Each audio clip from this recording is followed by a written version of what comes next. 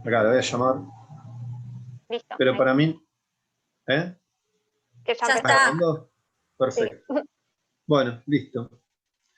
Bueno, bienvenidos a esta sesión 1.8 de la segunda edición de las Jornadas de Fundamentos y Aplicaciones de la Interdisciplina. Esta sesión se llama Problematizando la producción de conocimiento 1. Las preguntas se hacen al final. Primero se van a dar las ponencias y después vamos a hacer las preguntas al final. Si no somos muchos, podemos abrir el micrófono y que la gente pregunte. Y si vemos que somos muchos, la gente tiene que ir anotando las preguntas por el chat. Y nosotros con Florencia, con quien vamos a estar coordinando esta sesión, las vamos a compilar y leer eventualmente al final. Si quieren mandar cosas, intercambiar archivos o direcciones de correo para pasarse material por el chat, pueden hacerlo, por supuesto.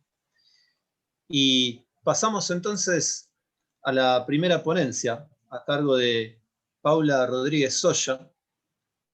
Se llama Problematización interdisciplinaria y analítica interdiscursiva. Principios metodológicos de investigaciones sobre alimentación y gobierno de la salud.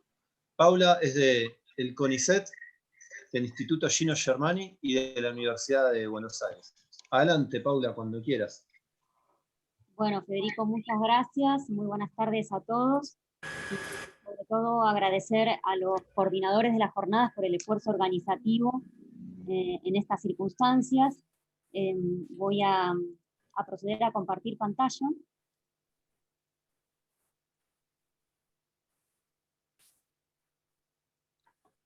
Y ya me dicen ustedes si lo logran, si se comparte correctamente. Se ve bien, sí. Si podés ponerlo, ahí está, perfecto. Ahí vamos.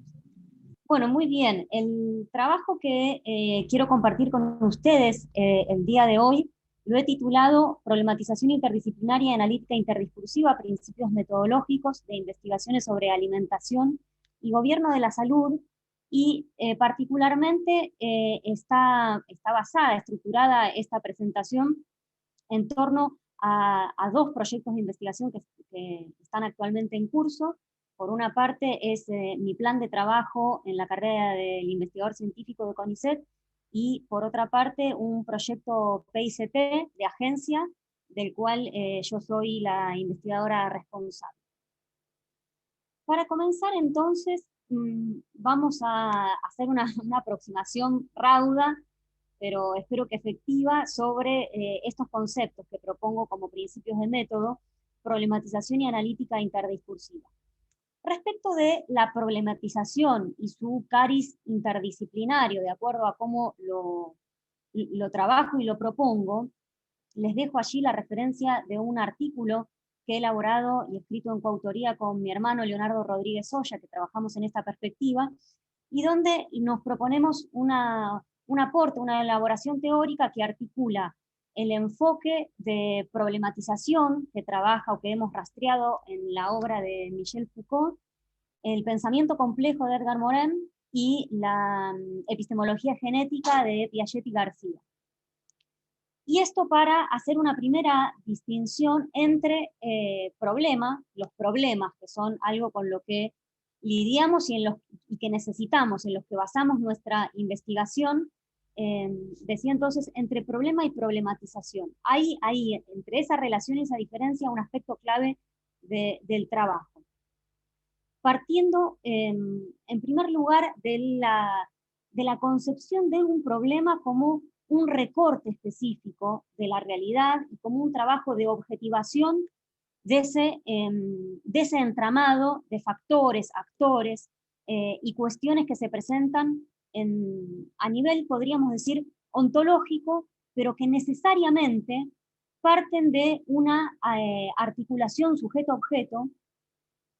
Es decir que, así como ontológicamente podemos decir que hay aspectos que reconocemos como problemas y que siempre implican, como pongo allí con este ojito, un punto de vista particular desde donde ese problema es problematizado, también habilitamos un segundo movimiento de tipo epistémico del pensamiento sobre el pensamiento más que del pensamiento sobre ese objeto que siempre implica un recorte de la problematización.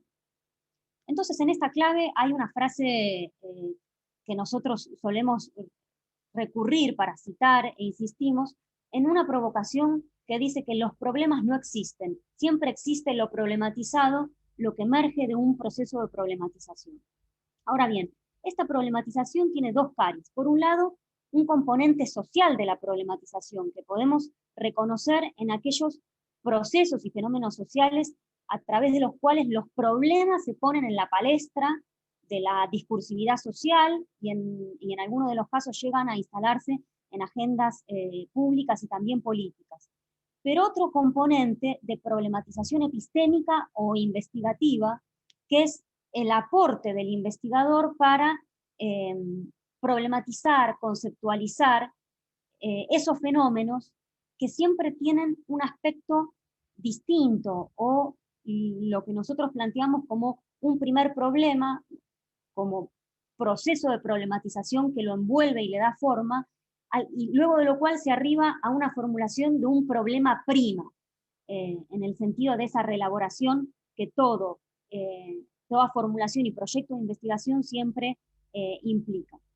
De modo que aquí entonces, a través y a partir de la formulación de un problema de investigación en esta clave, habilitamos una problematización, es decir, esa construcción del problema, habilitando y convocando un diálogo interdisciplinario para que ese ojito que pongo allí abajo sea múltiple y de tipo dialógico, y por otro lado, un tipo de análisis interpretativo, a lo cual voy a pasar a desarrollar y a conceptualizar en clave de una analítica interdiscursiva. Resaltando que estos dos componentes o principios del método, si lo queremos ver así, siempre son recursivos y se implican mutuamente y también traccionan en la revisión de cómo hemos formulado y construido los problemas de investigación. Por el otro lado, respecto de la analítica, o mejor dicho, como planteo aquí, la interdiscursividad como fundamento tanto de la problematización como de la analítica, partimos nuevamente de este entramado que es ontológico, pero que también tiene la dimensión de las prácticas sociales, la complejidad de la interacción y este efecto de siempre, de alguna forma, ejercer un artificio sobre esa realidad para llegar o cumplir nuestra meta de delimitación, pensado como un problema objetivado y en este caso, de acuerdo al enfoque y al campo temático en el que me especializo, pensando situaciones y problemas sociales complejos, pero vinculados a cuestiones de salud.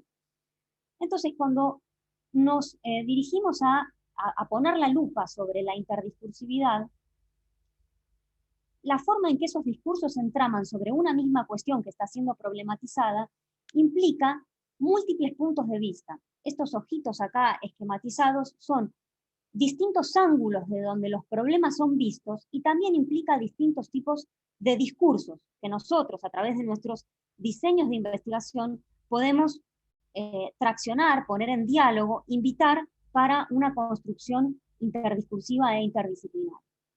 En el caso de investigaciones sobre salud y particularmente sobre alimentación, como son las dos que voy a exponer aquí, podemos recurrir a distintos tipos de actores sin ser actores concretos, individualizados, sino también como formaciones desde donde se enuncian esas grandes posiciones.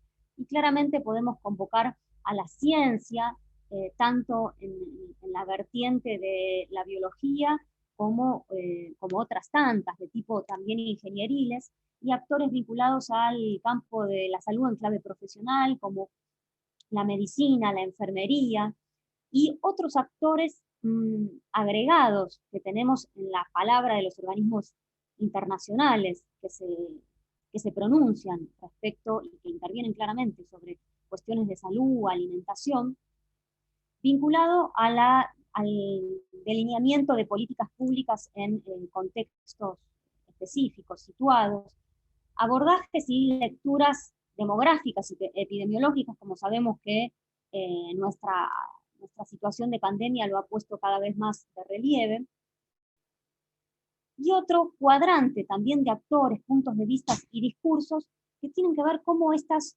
cuestiones que son socialmente problematizadas circulan en los medios de comunicación, ya sea, por ejemplo, la divulgación que le da el periodismo, como también las industrias, claramente la industria alimentaria a través de los discursos publicitarios de productos alimenticios, bebidas. Pero no olvidando también el punto de vista y el particular ángulo de los sujetos de atención, las representaciones sociales de esos sujetos sobre su propia salud y sobre su propia práctica.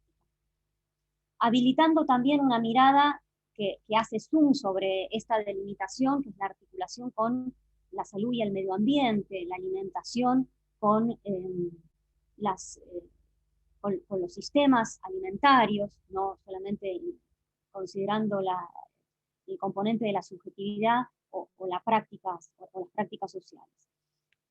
Y esto también vinculado a una lectura sociocultural o cultural y socioeconómica que también nos lleva a tomar miradas situadas y reconocer las particularidades de distintos contextos. En esta clave de la analítica interdiscursiva asumimos este entramado de discursos y puntos de vista multiactorales en su carácter sistémico, dialógico, multiactoral e interdisciplinario, y agregaría yo aquí la barra interdisciplinario e interdiscursivo, porque en definitiva los múltiples discursos no necesariamente tienen un anclaje disciplinar, sino que provienen de distintas posiciones culturales, incluso ideológicas e institucionales. Bien, a la luz de estas coordenadas teóricas, es que voy a compartirles el diseño de las dos investigaciones en salud, que son mi plan de trabajo, como les comentaba, titulado Optimización Biotecnológica de los Alimentos y Optimización Alimentaria de la Vida, y el proyecto PICT, en donde trabajamos sobre representaciones sociales sobre alimento y alimentación saludable para la planificación de una política de educación alimentaria nutricional.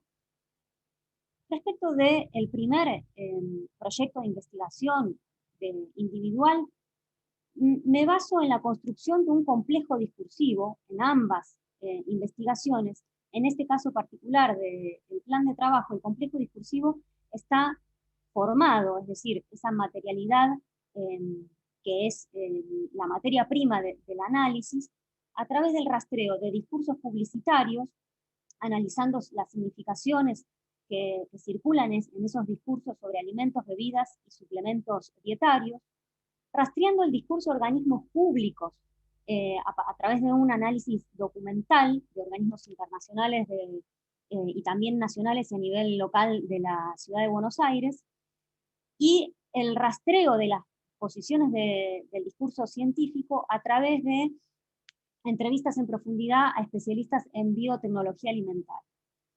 Estos tres corpus discursivos los he indagado, los he problematizado, rastreando en cada uno de ellos qué concepción de alimentos y alimentación prevalecen en cada uno, sabiendo su heterogeneidad, la relación entre alimentación y salud que plantea cada tipo de discurso, y cómo es representada la tecnificación de los alimentos, con sus matices, es decir, con su especificidad para luego ponerlos en diálogo, rastreando matices, regularidades, y a los efectos que de reconocer en este gran entramado analizado interdiscursivamente cuáles son las formas de verdad que se construyen sobre la alimentación saludable, qué tipo de tecnologías de gobierno se perfilan de acuerdo a los distintos tipos de racionalidad, porque claramente son heterogéneas de acuerdo a los distintos tipos de actores que hemos convocado en el diseño, y qué formas de subjetivación están configurando estos discursos. Bajo este mismo lógica y diseño de análisis interdiscursivo y multiactoral, El segundo proyecto de investigación, el del proyecto PICT, tiene un diseño metodológico similar en cuanto a construir complejos interdiscursivos. Y en este caso, trabajamos con actores escolares, especialistas en educación y tomadores de decisión o hacedores de políticas públicas, vinculados en la intersección de los campos de salud, alimentación e infancia, en tanto tratamos de brindar o elaborar lineamientos para una política pública de educación alimentaria nutricional y por eso focalizado en niños en escolaridad primaria. Respecto de los actores escolares, trabajamos a través de entrevistas en profundidad con directores de escuelas primarias y coordinadores de comedores escolares. Hay una muestra intencional de las 5 regiones del país, teniendo en cuenta algunas particularidades sobre ámbitos urbanos y periurbanos. Especialistas en educación pensados como expertos o concretamente pedagogos para problematizar el diseño de recursos pedagógicos que puedan ser implementados en el aula para un trabajo o el desarrollo de la educación alimentaria como curricularmente, y hacedores de políticas públicas del campo en intersección de salud, alimentación e infancia. En estos corpus discursivos rastreamos representaciones sociales de alimentos, alimentación y salud, intentamos identificar obstáculos y desafíos de implementar la educación alimentaria nutricional y proponemos brindar lineamientos para una formulación o reformulación de una política de educación alimentaria nutricional y complementariamente diseñar un modelo de simulación social que funcione, que pueda ser empleado como dispositivo pedagógico para la educación alimentaria nutricional en espacios áulicos de escolaridad primaria o de escuelas primarias. Por último, entonces, para terminar, les quiero compartir la perspectiva de aportes y desafíos de nuestra investigación científica en esta clave, articulando, por un lado, con el campo de la discursividad social o cognición social, representaciones sociales en las que se base la investigación, pero por otro lado también como aporte concreto a la política pública. Una investigación científica que vaya a recuperar, analizar y problematizar esas interdiscursividades como insumos para trabajar políticas públicas en torno a problemas de gobierno, en este sentido pensados como delimitados a alimentación y salud, pero correlativamente proponiendo y problematizando estrategias de gobierno ante esos problemas. Muchas gracias. Disculpas por los segunditos excedentes de esta exposición. Bueno, Paula, muchas gracias. Muy interesante tu exposición. Y les recordamos a todos y a todas que si tienen algún tipo de comentario o pregunta, los vamos a tratar de dejar para el final. Pueden escribir por el chat o a lo último pueden abrir sus micrófonos. Si les parece, ahora continuamos con el segundo trabajo de esta tarde. Lo va a presentar María Agustina Romero, Laura Golovanevsky y Mariana Bernasconi, todas pertenecientes a CONICET y a Universidad Nacional de Jujuy, en un trabajo titulado La interdisciplinariedad como desafío para la construcción del conocimiento situado. Si les parece, las escuchamos. Paula, te pido por favor si puedes dejar de compartir tu pantalla y pueden compartir las siguientes expositoras. Sí, estaba intentando salir de esto. Dale, gracias. Perdón, ahí está, perfecto. Gracias. Bueno, Agustina, vos la compartiste. Ahí está. Bueno, mientras se abre, les digo que vamos a volver a la edad de piedra en lo que se refiere a PowerPoint en comparación al de la compañera, pero bueno, ustedes sabrán disculpar.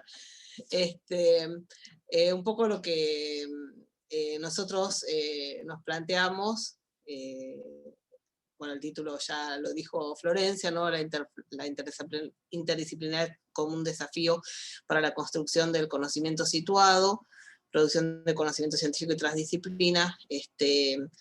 El objetivo es problematizar la interdisciplinariedad desde un caso de investigación que tiene que ver con un proyecto que se llama Cadenas de Valor en Productos Agroganaderos en Jujuy, diagnósticos, desafíos y potencialidades desde un abordaje multidisciplinar.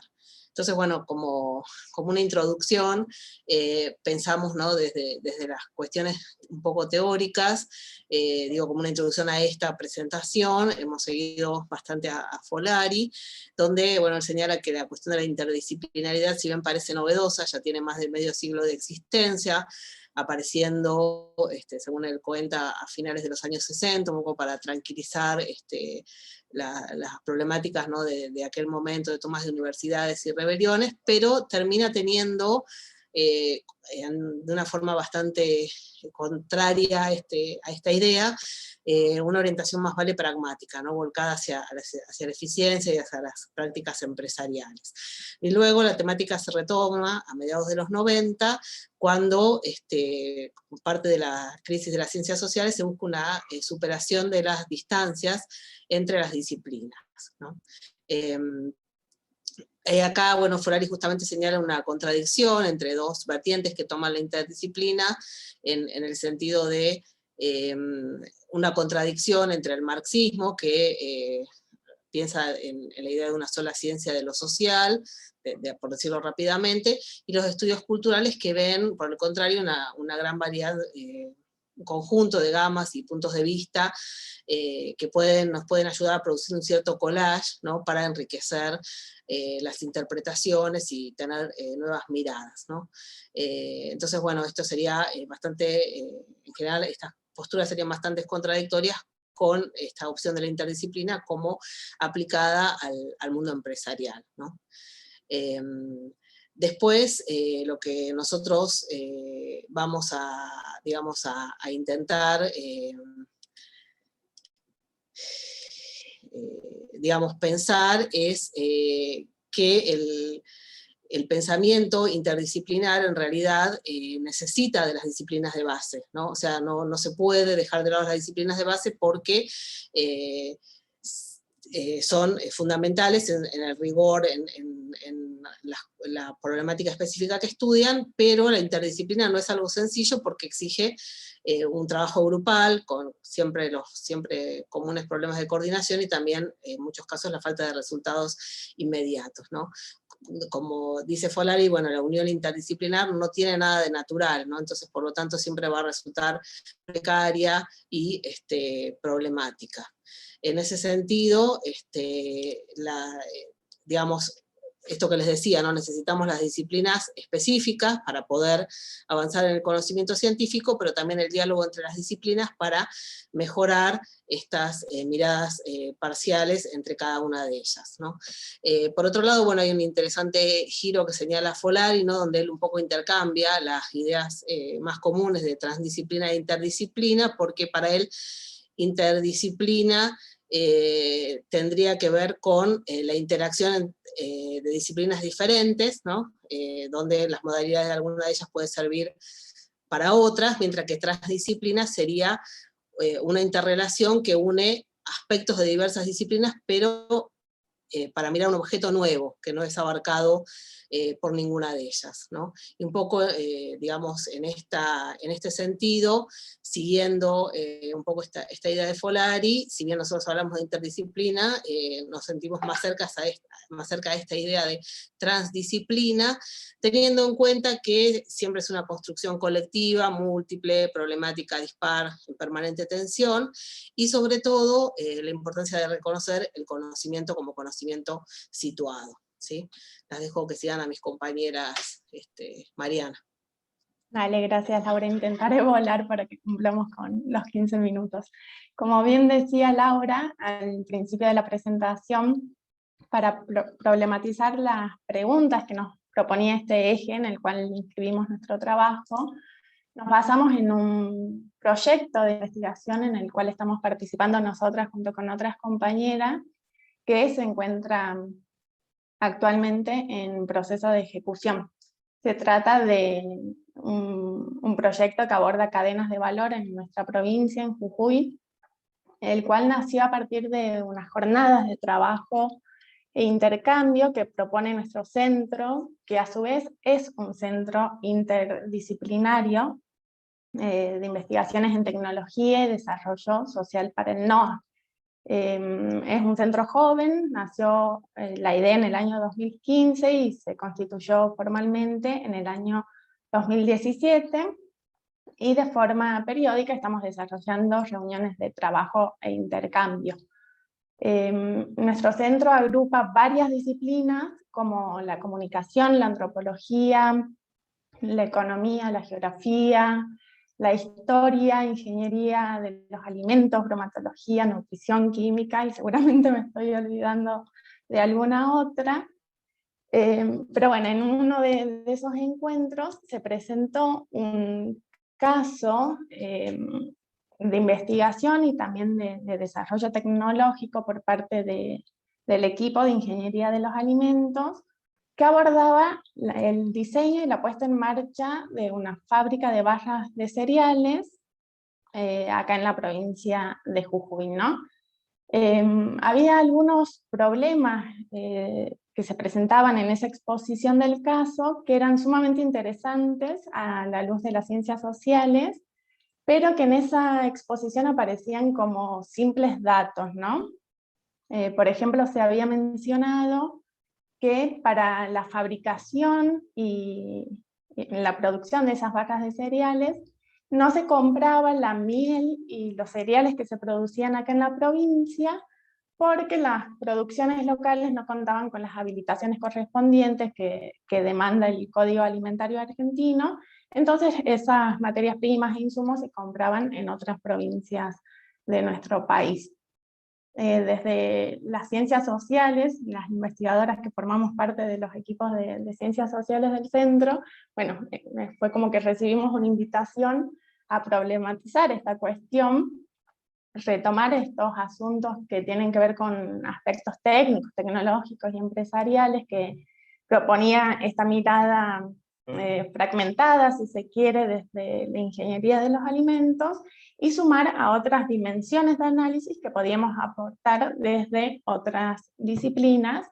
Entonces, bueno, propusimos crear un nuevo proyecto de investigación junto con estos investigadores y sumando otras disciplinas al análisis, agregando las dimensiones culturales, históricas, geográficas, sociales, políticas y económicas a esos procesos en el marco de la realidad específica de nuestra provincia, ¿no? Entonces estamos analizando no solo este caso de las vallas de cereales, sino también del puré de tomate y de la cerveza artesanal, que se designaron como casos representativos de ciertas problemáticas que son recurrentes en muchas otras producciones locales. Entonces, bueno, en esta oportunidad, a los fines de estas jornadas, nos propusimos reflexionar acerca de las limitaciones que presenta abordar estos problemas sociales complejos a la luz de unas disciplinas fragmentadas o únicas, y también, bueno, recuperar todas las potencialidades que significaría dialogar con otras disciplinas. Pero también nos interesa remarcar y recuperar todos los problemas y desafíos que significa poner en diálogo todas estas disciplinas de manera conjunta, ¿no? Entonces, bueno, recuperamos estas preguntas del eje que Agustina va a presentar ahora como para cerrar la presentación. Bueno, gracias Mari. Básicamente, digamos, para cerrar un poco la presentación, decirles que en función del caso que menciona Mariana, que es nuestro proyecto de investigación en ejecución, nosotras en este momento estamos en un momento de producción y de revisión teórica y metodológica. Lo que podemos mencionar, no me pasa el PowerPoint, ahí está. Es que nuestro objeto de estudio en el marco de este proyecto de investigación es un objeto que se construyó justamente desde el conjunto de las disciplinas intervinientes que acaba de mencionar Mariana, ¿no? Geografía, economía, comunicación, historia, etc. Entonces, nuestro objeto de estudio se construye a partir de ese conjunto disciplinar y a partir de una modalidad claramente interdisciplinaria que nos permitió justamente poder darle a ese objeto de conocimiento un nivel de complejidad y de densidad. Nosotras, para poder cerrar y un poco ha sido en torno de lo cual hemos ido pensando y descomponiendo, digamos, la presentación, hemos recuperado los interrogantes que se plantean en el propio eje en el que estamos acá conversando, que no las voy a repetir, digamos, a esas preguntas, pero han sido preguntas sumamente interesantes porque resulta un ejercicio de poder ir revisando el mismo proceso de investigación. Lo que podemos decir, en primer lugar, es que a nosotros nos ha resultado significativo producir conocimiento desde la práctica interdisciplinaria, ¿no? Porque justamente nos ha permitido también identificar aquello que te permite lo interdisciplinario, pero aquello también en lo que te limita. Y eso en algún sentido lo que obliga es a una discusión y a un intercambio de forma transversal a lo largo de todo el proceso de investigación. Para nosotras Roberto Folari en este trabajo ha sido quien más luz nos echó para poder pensar cuestiones teóricas, conceptuales y metodológicas. Y bajo esa idea, dice él, de acercar las disciplinas en algún enriquecimiento potenciador, hay que ser cuidadosos de no volver a situaciones predisciplinares, ¿no? O sea, no confundir lo interdisciplinario con volver a una etapa previa a la constitución de las disciplinas. Porque, digo, eso de repente podría ocasionar una simple negación de la especificidad constitutiva de cada una de esas disciplinas. Entonces, básicamente lo que yo voy a mencionar de forma lo más veloz posible son cuáles son aquellos elementos que identificamos como aportes que nos ha significado este proceso y cuáles han sido las debilidades que hemos identificado. Primeramente, podemos decir que la práctica interdisciplinar y este diálogo y esta convergencia de las distintas formaciones es lo que nosotras entendemos que nos permite identificar vacíos teóricos, metodológicos y conceptuales. Nos ha permitido también identificar cierto grado de ajenidad. Este concepto de ajenidad es un concepto que lo tomamos de Irene Basilacci, que tiene que ver con esa ajenidad que uno identifica al momento del uso de ciertos marcos teóricos conceptuales, y por lo tanto, como indica el punto siguiente, tener una permanente vigilancia epistemológica. En ese sentido hay que reconocer que los estudios culturales han hecho grandes aportes para poder justamente cuestionar esos límites tradicionales entre las distintas disciplinas de las ciencias sociales. Y además otro aporte es que en ese ejercicio interdisciplinario al que hacemos referencia es el que a nosotras nos ha posibilitado no solamente darle un aire como especial y particular a nuestro propio objeto de conocimiento, sino que además desde la interdisciplinariedad hemos podido justamente recuperar esas teorías más conservadoras, más encapsuladas, más tradicionales, que están vinculadas a la temática que a nosotros nos convoca en este proyecto en particular. Entonces, lo que nosotras podemos decir como primera apreciación parcial en el marco de nuestro recorrido es que hay un conjunto teórico, un cuerpo teórico del que disponemos, ¿no? Para el caso que venimos presentando, que no nos permite mirar lo que queremos problematizar, o no nos permite mirar, aunque sea de forma completa, o nos permite mirar parcialmente. Entonces lo que encontramos es que la teoría vigente no nos permite, o nos permite, mejor dicho, explicar dinámicas globales, y no así lo micro, que es lo que nosotras queremos problematizar. Como así tampoco nos permite comprender, entender, significar ciertas dinámicas de producción y de comercialización jujeñas y actuales, o sea, situadas, ¿no? Para poder justamente concretar este recorrido, lo que nosotras hicimos fue echar mano, en algún sentido, de la propuesta de Sousa Santos a través de la ecología de saberes, digo que es una propuesta concreta, resolutiva, ¿no? Para producir teoría y metodología en un sentido situado. Es decir, darnos la posibilidad de construir marcos teóricos conceptuales que nos permitan justamente entender en contextos particulares y ampliar esas comprensiones del mundo social, económico, cultural, político, etc. Por otro lado, el último ítem que hemos mencionado como posibilidades que nos da lo interdisciplinario es dar cuenta de cuán útil se vuelven o no las teorías en el ejercicio de lo interdisciplinario. Porque es en la convergencia y no en la sumatoria de perspectivas que se pueden identificar esas fisuras o esos baches, ¿no? O sea, esos vacíos solo son posibles, a nuestro entender, a partir de la puesta en práctica de lo interdisciplinario. Ahora, ¿cuáles son las debilidades que deberíamos tener en cuenta en el caso de lo interdisciplinar?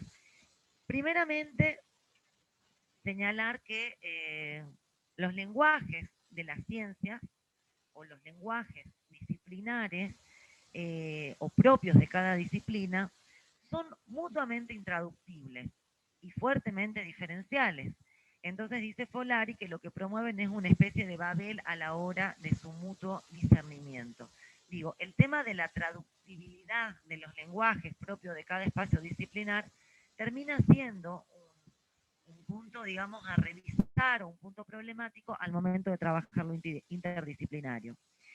Si por interdisciplinario entendemos justamente esta tarea colectiva, que significa convergencia y no sumatoria, también hay que advertir que esa confluencia no resulta pacífica, porque lejos nos encontramos justamente de romantizar la tarea interdisciplinaria, ¿no? Porque esa puesta en práctica resulta compleja y resulta tensa. Lo interdisciplinar, como efecto de ese trabajo colectivo, de ese trabajo grupal, exige una larga labor transversal, grupal, de tensiones y de discusiones. Porque como él dice, Folari dice, nadie es personalmente interdisciplinar ni escribe por sí interdisciplinarmente. La interdisciplina supone poner a trabajar juntos un conjunto de académicos, pero que conozcan adecuadamente sus propias trayectorias disciplinares, ¿no? En las que se supone que uno está sistemáticamente formado, porque si no, podemos caer en una especie de reproducción de hegemonías disciplinares o de rejerarquizaciones disciplinares.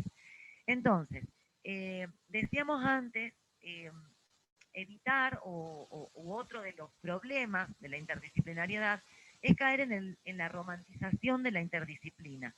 En este caso, tampoco caer en este lugar de pensar que la cultura termina como desplazando el aspecto económico en términos jerarquizados, porque pareciera que luego de muchos años de haber trabajado desde una lógica economicista, se olvida o se pierde de vista esa dimensión económica que puede entrar perfectamente en diálogo con los aspectos culturales o con otras dimensiones. Y finalmente, lo que vamos a decir es que parte de esa vigilancia que entendemos que hay que tener de forma permanente en el caso de la práctica interdisciplinar es no olvidar ciertas preguntas que tienen que estar constantemente. Primero, revisar permanentemente qué entendemos por interdisciplina. ¿Cómo lograr una verdadera confluencia de perspectivas disciplinares que sinteticen trayectorias? ¿Cómo poder presentar esas tensiones y esos conflictos en esa búsqueda de confluencia? ¿Y cómo lograr la interdisciplina sin tampoco perder las especificidades? ¿No? ¿Cómo poner en diálogo estas dos dimensiones? Y como dice Folari, finalmente, con esto cierro, que la especificidad de las disciplinas no son una maldición y que tampoco son excluyentes de la práctica interdisciplinaria. Creo que estamos con el tiempo cumplido. Bueno, muchas gracias, María, Laura y Mariana, por la presentación. Muy claro todo. Y pasamos a la tercera ponencia de esta sesión de la tarde, que está a cargo de Tomás Javier Carroza, de la Universidad Nacional de Mar del Plata y de la Facultad de Ciencias Agrarias. Y su presentación se llama Ontologías, Epistemologías, Metodologías. Tensiones en torno a la construcción de agronomías alternativas para agriculturas alternativas. Bien. Adelante. Bueno, muchas gracias a todos, buenas tardes. Gracias a los organizadores en primer lugar. Esta es mi segunda participación en las jornadas, así que un poco este trabajo proviene de algo que empecé en esas jornadas y continúo ahora. Y básicamente, un poco para comprender de dónde viene esto, tiene como dos orígenes. Por un lado, es una indagación disciplinar, soy ingeniero agrónomo de base, y por otro lado también esto es un conjunto de reflexiones asociadas a mi trabajo de tesis doctoral, que no es específicamente sobre esto, pero básicamente sí, se deriva de algunas cuestiones, ¿sí? Ya que en mi tesis doctoral yo intento indagar cuestiones asociadas al avance del agronegocio en varias regiones del país, pero de ahí me surgieron algunas preguntas sobre una cuestión central, que es la disciplina, ¿sí?, madre de muchos de estos procesos productivos, que es la agronomía, ¿sí? Entonces, de ahí surge un poco. Y, a ver, en forma así, muy sintética, lo que uno podría decir es que las agriculturas alternativas, sí, cualquier modelo de agricultura alternativa, llamémosle agroecología, por ejemplo, han emergido con mucha fuerza las agencias de investigación. Hay numerosos programas, políticas e instituciones que básicamente ponen en tensión y ponen en discusión qué pasa con la agricultura tradicional, con el modelo de agronegocio, cómo circulan los conocimientos. Dentro de toda esa cuestión, uno de los debates que tomó o empezó a tomar más fuerza es que, si bien hay una discusión respecto de cómo producir, hay que dar un paso, o hay que pensar, ¿sí?, en términos epistemológicos, qué ocurre con ese conocimiento que nos permite discutir cómo se produce, qué es lo que se produce. Yo acá pongo 3 títulos muy diversos que de diferentes lugares y diferentes disciplinas luego los voy a retomar. Discuten algunas cuestiones. Un libro se llama Contexto de Agronomy, otro se llama La naturaleza no existe, y otro libro se llama Afectividad ambiental, que los 3 desde diferentes lugares ponen foco no tanto en pensar las agriculturas alternativas en sí, ¿sí?, los modelos productivos, sino cómo se piensa el conocimiento que da lugar a esas agriculturas alternativas. Así, a partir de un planteo que busca profundizar y avanzar en una mayor comprensión de las denominadas agriculturas alternativas, ¿sí?, en relación a lo que uno podría llamar posteriormente agronomías alternativas como rama disciplinar, el objetivo que me propongo, y un poco proviene de las jornadas previas, es reflexionar sobre los procesos de movilización de conocimientos puestos en juego al momento de construir estas alternativas, ¿sí? Por un lado, uno de los principales debates que plantea este trabajo son los alcances y limitaciones, sí, que presentan aquellos modelos que se proponen como alternativos a la agricultura hegemónica, ¿sí? Ahora veremos algunos ejemplos. Y si uno bien, o uno podría decir que si bien existen varios autores que plantean y han generado aportes en relación a la construcción de nuevas agronomías, ¿sí?, para nuevas agriculturas, ¿sí?, de pensar un poco qué ocurre con esa disciplina madre, sigue habiendo ciertas limitaciones en relación a pensar o a no pensar con ciertas concepciones medulares del modelo agrícola actual, ciertas concepciones hegemónicas, ¿sí?, asociadas a parámetros o conceptos más de tipo economicista, que siguen permeando la forma de pensar, ¿sí?, las disciplinas, principalmente las disciplinas de producción de alimentos. Y luego veremos cuáles son las implicancias que yo intento buscarle a esto. Así, ¿sí? Cuando uno piensa en las agriculturas alternativas, uno podría decir para agronomías alternativas, si no quisiera ponerlo, uno podría decir, bueno, cuando uno habla de agricultura alternativa, formas alternativas de producción, obviamente la agroecología es una de las principales, o probablemente una de las primeras que se nos venga a la cabeza cuando uno habla de modelos de producción alternativo. Sin embargo, como vemos en este cuadro, ¿sí?, realizado, ahora no puse la cita, pido disculpas, Porta es uno de los autores, si no me equivoco, muestran un conjunto, ¿sí?, de lo que uno podría llamar agriculturas alternativas, ¿sí? Hay muchísimas perspectivas puestas en juego, como la agricultura sustentable, la agricultura biodinámica, la agricultura ecológica, la agricultura orgánica en sí mismo, que también ellas se plantean como alternativas a que mayormente a la forma hegemónica de producción de alimentos, mayormente asociada al agronegocio, mayormente asociada a las cadenas globales de valor, mayormente asociada a la producción de alimentos ultraprocesados, ¿sí?, o de carácter intensivo en las cuestiones animales. Entonces, hay un mundo, ¿sí?, de cuestiones planteadas como alternativas. Sin embargo, detrás de eso, y este es lo que yo me planteo, vengo reflexionando hace un tiempito ya, es qué ocurre con la disciplina que da lugar a esto. ¿Sí? ¿Cuál es el punto de partida? Básicamente, obviamente, que la ingeniería agronómica o la agronomía como disciplina está detrás de pensar los conocimientos puestos en juego. Así, obviamente, estas propuestas tienen como eje generar perspectivas para mejorar las formas de producción de los alimentos actuales, principalmente actuando sobre diversas dimensiones que en el modelo productivo actual generan grandes problemas de tipo sociales, ambientales y socioeconómicos. Un poco lo que hice referencia previamente. ¿Sí? La idea central de cualquier modelo alternativo de producción es entenderse como una remediación a una o más de las dimensiones que hoy están puestas en juego, que más allá de los debates que uno pueda tener o los diferentes puntos de vista, hay claramente dimensiones que están, digamos, por decirlo de alguna forma, muy al límite de las posibilidades, ¿sí? Y si uno realiza un ejercicio prospectivo, realmente hay grandes problemas de insustentabilidad, ¿sí? Las trayectorias de las agriculturas alternativas son amplias y diversas, ¿sí? Cada una posee su agenda de investigación, agricultura ecológica, agroecología, agricultura orgánica, tienen conjunto de investigaciones propias, de reflexiones y demás. En este nivel metodológico, ¿sí? Que uno podríamos llamarlo metodológico, es el que mayor desarrollo posee. El primer punto donde digo, bueno, metodológicamente se discute, ¿sí? ¿Cuál sería el aspecto metodológico? ¿Cómo repienso las prácticas productivas en el nivel, valga la redundancia, las prácticas para que sean mejores, para que sean más eficientes, más sustentables? Esto parte, ¿sí? De la premisa que la problemática central es la insustentabilidad de las formas productivas actuales, ¿sí? Entonces, el objetivo en muchos de estos casos no es tanto mostrar lo alternativo, o sea, es mostrar lo alternativo para en algún punto llegar a un mismo lugar en común, que es, bueno, la cuestión de mantener un nivel de productividad o un nivel de eficiencia en muchos casos, ¿sí? Muchos ensayos hoy en día de la agroecología están muy asociados a decir, bueno, la agroecología es igual de productiva que la agricultura, vamos a ponerle hegemónica, entonces hay como un fuerte foco puesto en eso, ¿sí? Pero lo que uno podría decir, ¿sí?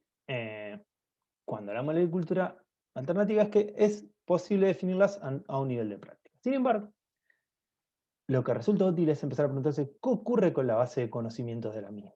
¿Sí? Lo que podríamos definir como un nivel epistemológico. ¿Por qué? Porque cuando indagamos en las bases de conocimiento en las que se nutren las agriculturas alternativas, la mayoría, ¿sí?, parten de una agronomía hegemónica. ¿Sí? En un trabajo, o en el trabajo que presenté las jornadas previas, que ahora está en algún momento se debería publicar, las agriculturas alternativas no muestran fuertes discusiones a nivel, ¿sí?, de su base cognitiva, ¿sí? ¿Y qué significa esto? Bueno, básicamente significa que cognitivamente hay conceptos centrales asociados a los aspectos economicistas que siguen permeando la forma de pensar lo alternativo. Entonces, yo quiero hacer, o por poner un ejemplo, hago agricultura natural, hago agricultura biodinámica, pero mi resultado final es mostrarme en algunos aspectos, en algunas dimensiones comparativas, no todas, ciertas cuestiones, es decir, miren, soy igual de productivo, se puede seguir produciendo alimentos para toda la población y demás. Que si bien, o sea, uno no pone en tela de juicio eso, sí resulta interesante, o al menos resulta importante preguntarse qué pasa con la base cognitiva, qué pasa con el conocimiento que da origen a las alternativas. Porque básicamente uno podría, o una pregunta válida es decir, pero ¿cuál es, o dónde comienza lo alternativo? ¿Sí? ¿En qué punto comienza lo alternativo? Porque si la base cognitiva es la misma que la agricultura hegemónica, ¿hasta qué punto uno podría hablar de lo alternativo en términos estrictos? Entonces, la posibilidad o no en la generación de agronomías alternativas, si esto sería el paso previo, la base cognitiva, es un debate reciente y de forma dispersa. Sin embargo, se está empezando a dar y no sería, digamos, no es que soy el único, pero decir, hay varias personas o varios investigadores que están empezando a indagar qué ocurre con esta cuestión.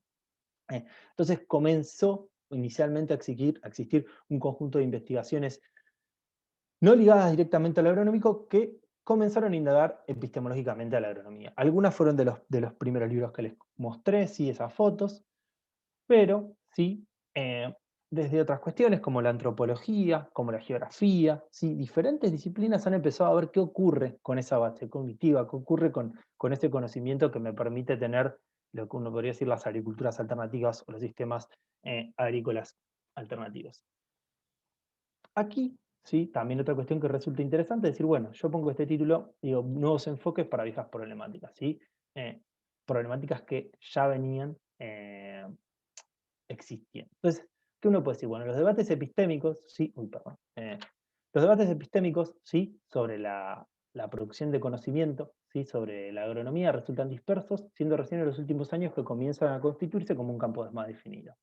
Sin embargo, una cuestión central para pensar a la agronomía desde su parte epistémica es que al tratarse, ¿sí?, de un campo disciplinar discutido en la práctica, muchas veces hay dos dimensiones que están en tensión. Por un lado, todos quienes estamos o somos ingenieros agrónomos sabemos, ¿sí?, hay una definición clara respecto de la utilidad y su función, ¿sí?, la agronomía como aquello que permite producir alimentos en forma eficiente, sustentable o depende mucho de la época, pero luego cuando uno se lo piensa en forma disciplinar, ahí es donde hay grandes tensiones. Tal vez por eso es un debate que generalmente resulta bastante obturado, porque bueno, básicamente qué es la agronomía y qué no es, depende muchas veces de cómo esté pensado. ¿Sí? La formación agronómica es una formación multidisciplinar, un poco con relación al trabajo de las compañeras previo, donde hay disciplinas más generales que se ven en lo agronómico, como la biotecnología, y luego hay subdisciplinas propias de la agronomía, como la ciencia del suelo, que tienen un funcionamiento propio y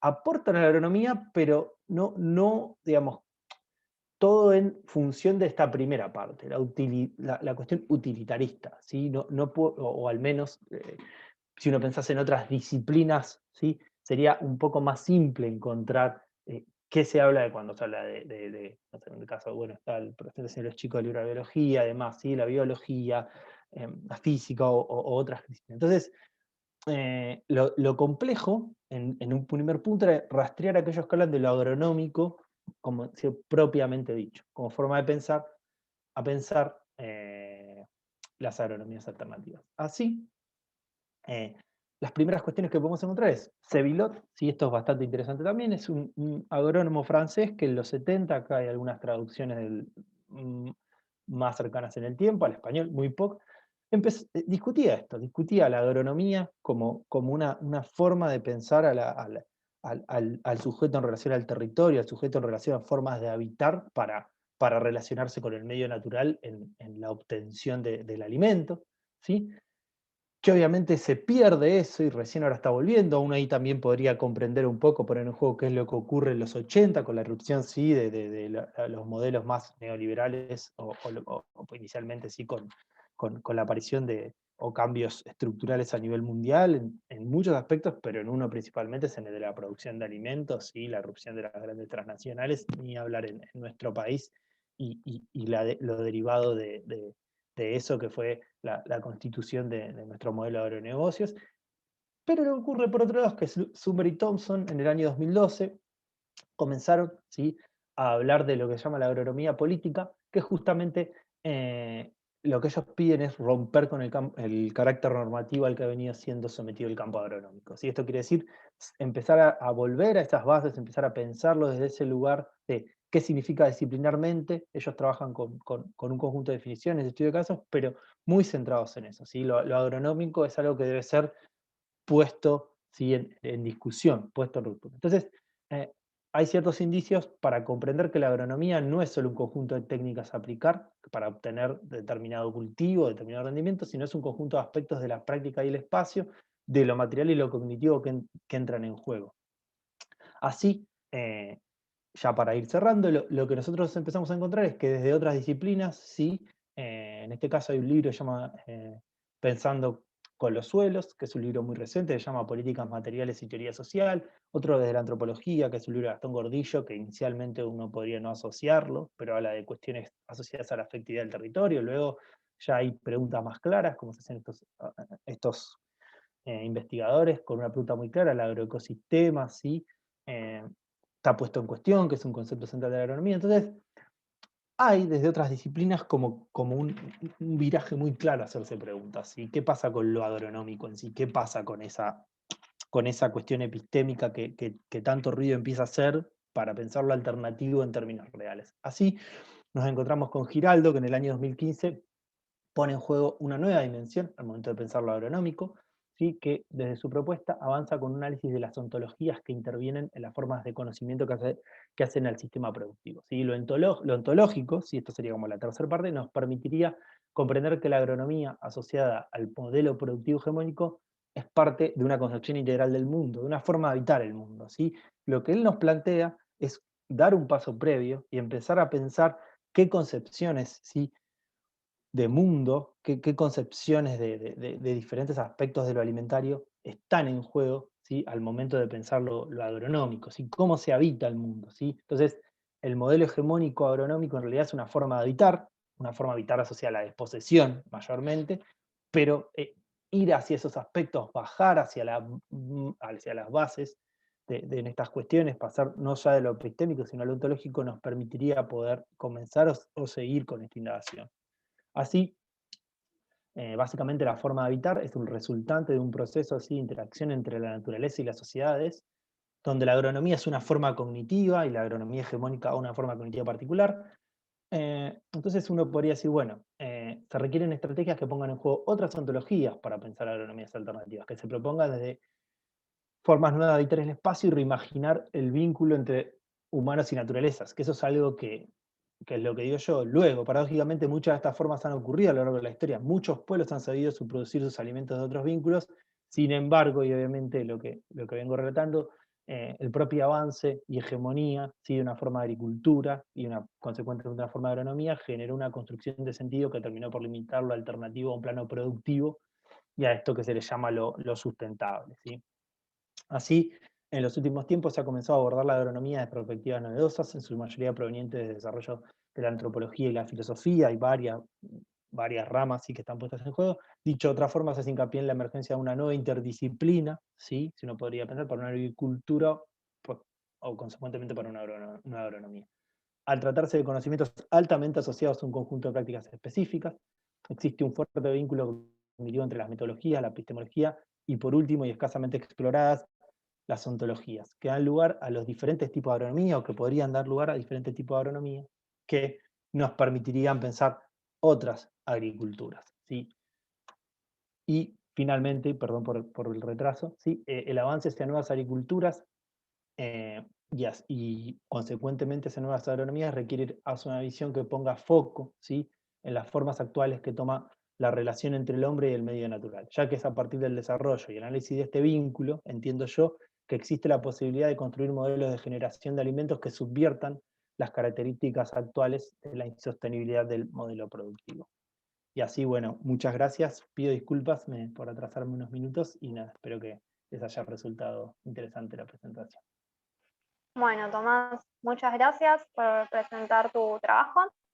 ¿Les parece? Continuamos a la próxima ponencia de la tarde, que la va a presentar Marisa Mortensen, Romina Orellana, René Orellana, Florencia Pasos, Fernanda Iglesias y Alicia Calendino, todas pertenecientes a la Escuela Secundaria número 98 de las Grutas Río Negro, con un trabajo titulado Cultivo Multitrófico Integrado, Economía Circular, Acuaponía y Kilómetro Cero.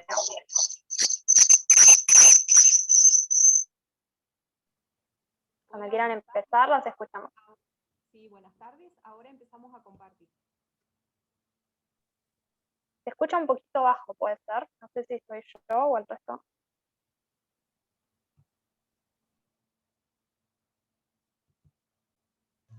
Sí, yo no escucho tampoco, ¿eh? Hay un tema con el audio. Ahí está apareciendo la presentación.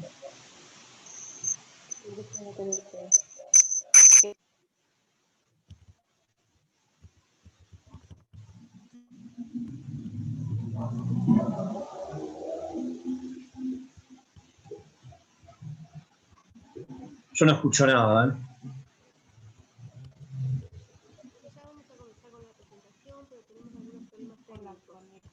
Ah, se escucha muy bajo, ¿no? Sí, se escucha ¿El resto muy escucha bajo. muy bajo? Sí, casi no se escucha. Sí.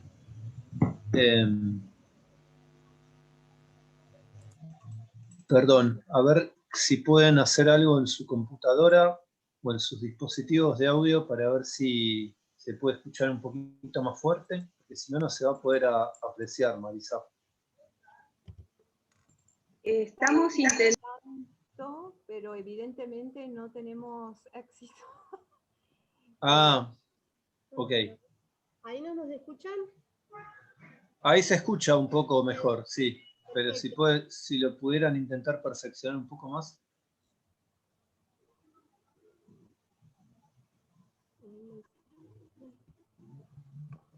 Vamos, mira. Escucha muy despacio.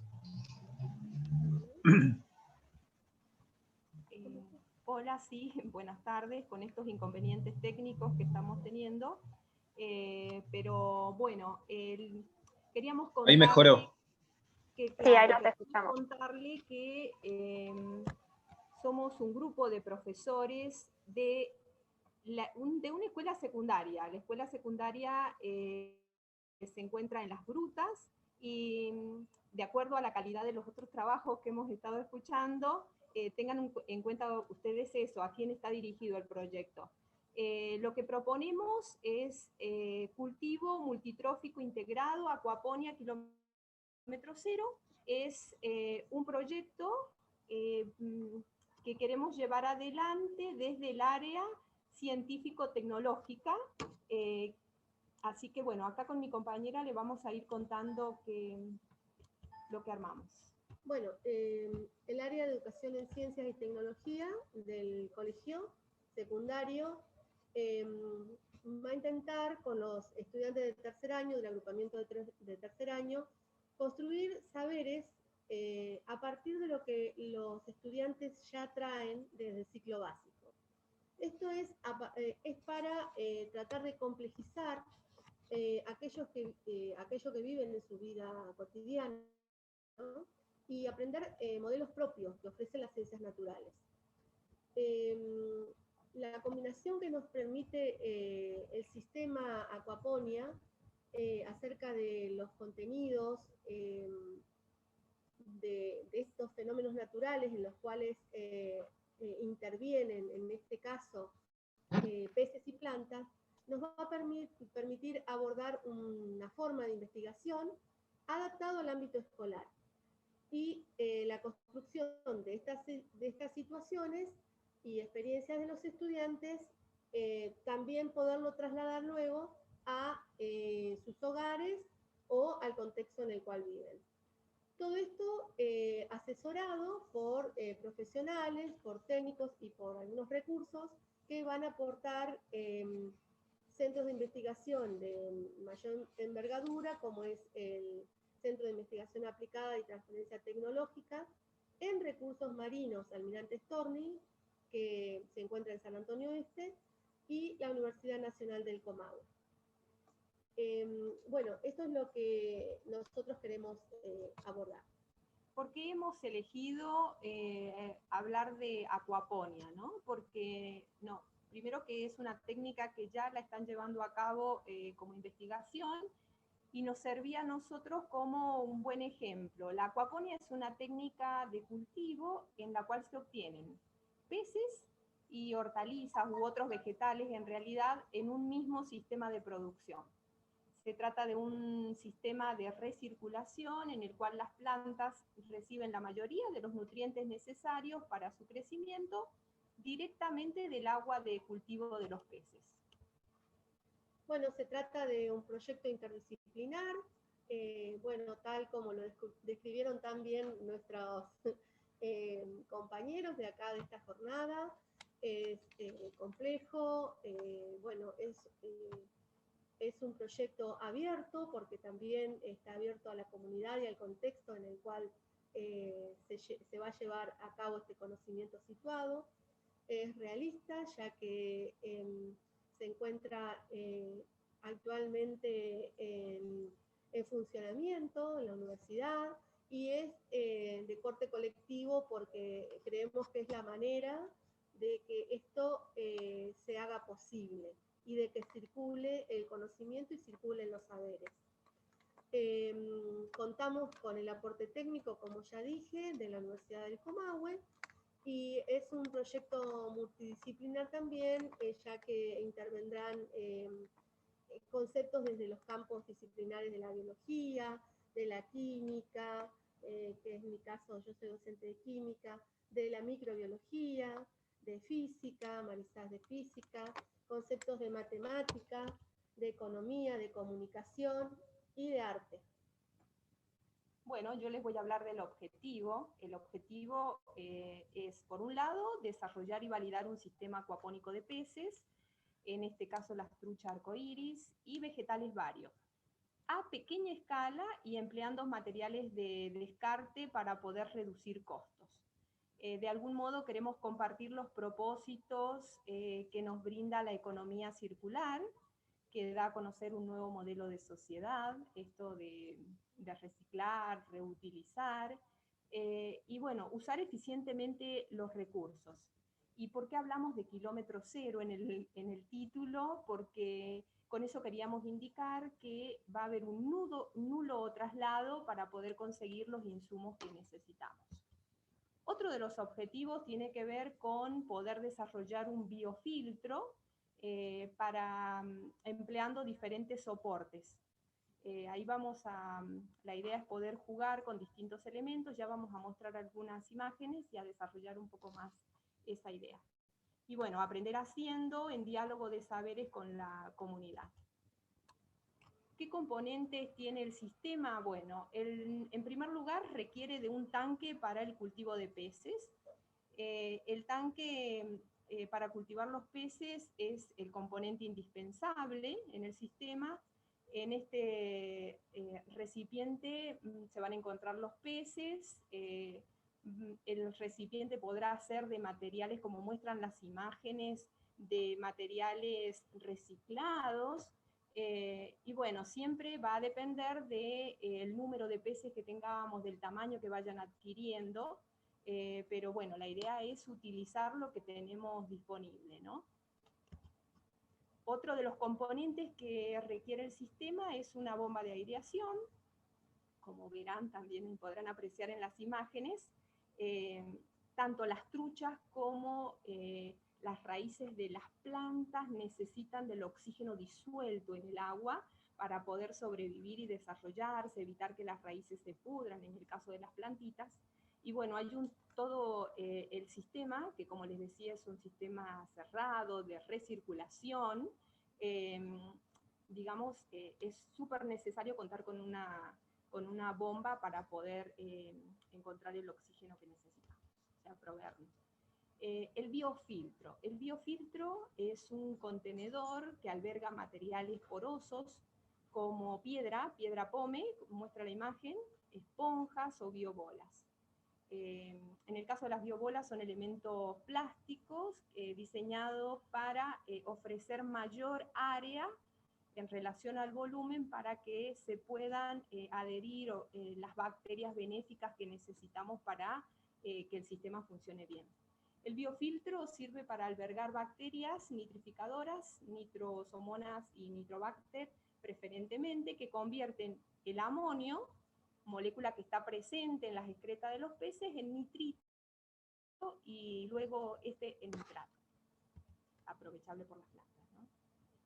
Otros componentes del sistema, las camas de sustrato, también la imagen es bastante ilustrativa. Necesitamos que se forme la película nutritiva, y bueno, también se pueden usar balsas flotantes. Bueno, ¿qué esperamos que los estudiantes logren a través de este aprendizaje? Bueno, creemos que es un aprendizaje en contexto, que va a favorecer la construcción de estos conocimientos, las interacciones propias de ciencia, tecnología, sociedad, ambiente, arte, en que dichos conocimientos van a participar. ¿Y cómo va a impactar esos saberes en la vida cotidiana? Bueno, van a ver en las familias que se van a obtener vegetales, que con ellos se pueden alimentar, y también se pueden alimentar de los propios peces cuando ya llegan al estadio adulto. Entonces, eso es muy importante, creemos nosotros, para la economía circular y también para el desarrollo en alimentos nutritivos, con alimentos nutritivos. También pretendemos que los estudiantes puedan aprender a poner a punto las características del sistema acuapónico. Para los peces elegidos, que en este caso son trucha arcoíris, cuyos huevos vinieron de Bariloche. Y plantas elegidas, que pueden ser las nombradas, tomates, berenjena, rúcula, lechuga y plantas florales u ornamentales. Entonces los estudiantes van a estudiar la calidad del agua, el nivel de aireación, que sea el adecuado, oxígeno que llegue a las raíces de las plantas y el oxígeno necesario para los peces, el rango de pH y temperatura en el cual se van a mover. Para eso también pretendemos que comiencen a manejarse con un sistema vivo, como es el sistema descripto, entonces que avancen en el monitoreo, aprendiendo a cuantificar, medir, controlar variables, registrar, utilizar diferentes instrumentos, como un pHímetro, un termómetro, un oxímetro. Y bueno, y sobre todo que desarrollen algunos de los procedimientos que se relacionan con la investigación escolar. Con respecto a increpar en la curiosidad, la formulación de preguntas, describir, explicar, ya que ofrecerle un sistema vivo le ofrece esas oportunidades. Para, por ejemplo, saber qué es lo que va a pasar, entonces formular hipótesis, predecir comportamientos y comunicar esos resultados, no solamente a nosotros los docentes en la escuela como profesores, sino también a la comunidad, que atraigan a la comunidad hacia el cultivo de estas especies, que le va a favorecer a la comunidad en su economía. Por lo tanto, nosotros esperamos y creemos que es posible que se desarrollen estos vegetales, como vemos en las fotos, que, bueno, alegremente podemos comentarles que tenemos cretonas, lazos de amor, plantas de tomate, albahaca, todo con mucho éxito. Y bueno, también bajo este régimen de cultivo en acuaponia, la trucha arcoíris se ha desarrollado muy bien en las temperaturas en donde vivimos en el Golfo San Matías, en San Antonio Este y Las Grutas. Así que bueno, estamos muy contentos con esto, pero tenemos más logros, queremos más logros. Por lo tanto, tenemos diferentes expectativas, ¿no? Ya que en el secundario mismo aún no se ha podido poner en práctica el sistema acuapónico debido, bueno, a la pandemia, pero sabemos que es un sistema de abordaje de problemáticas sociocientíficas muy relevantes, ¿sí? Ya que podemos recuperar escenarios del conocimiento, como ya les decía, a través de la curiosidad, el registro, el compromiso ante un sistema vivo. La acuaponia entonces promueve estos procesos de enseñanza y de aprendizaje, donde lo que queremos es que sea el estudiante el centro de la escena, que sea justamente en el terreno del cuidado de estos seres vivos, un ciudadano activo y participativo. También el docente tiene la responsabilidad enorme de transformar estos saberes provenientes de la ciencia y poderlos también transponer hacia el estudiante y sus familias.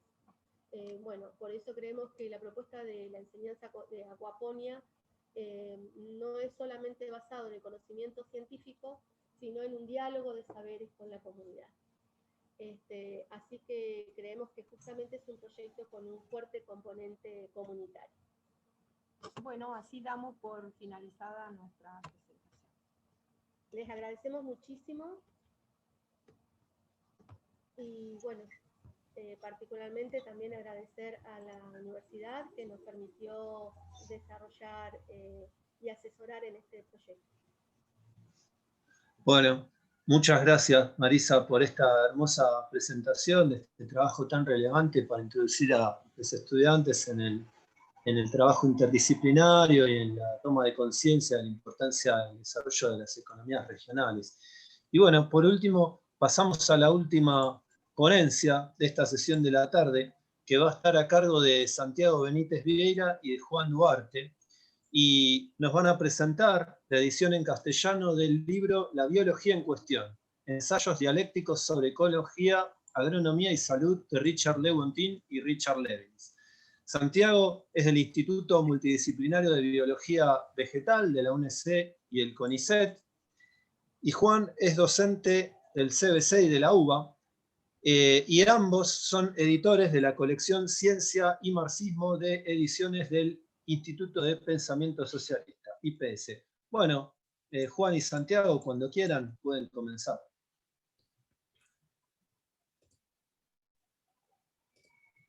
Perdón, ahí está. Bueno, antes que nada, muchas gracias. Muy interesante, digamos, todas las ponencias. En particular, esta última también coincido, me resultó muy interesante.